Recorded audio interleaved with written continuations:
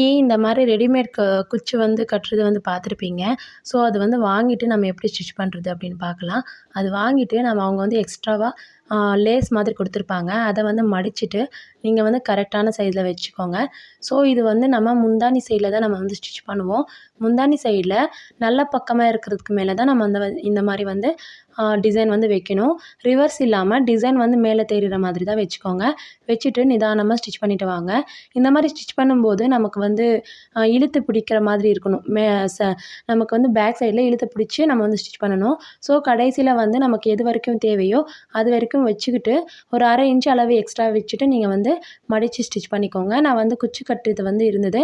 So அதை cut பண்ணிவிட்டு மடிச்சுட்டு ஸ்டிச் பண்ணிட்டேன். இது வந்து பேக் சைடு நமக்கு இழுத்து பிடிச்சிட்டு ஸ்டிச் பண்ணால் தான் நமக்கு வந்து கரெக்டான சைஸில் கரெக்டாக வரும். இல்லைனா ரிங்கிளாக வரும். ஸோ இந்த டிசைன் வந்து ரொம்ப அழகாக இருந்தது. ஸோ நீங்களும் ட்ரை பண்ணிவிட்டு எப்படி இருக்குன்னு மறக்காமல் கமெண்ட்ஸில் சொல்லுங்கள். தேங்க்யூ.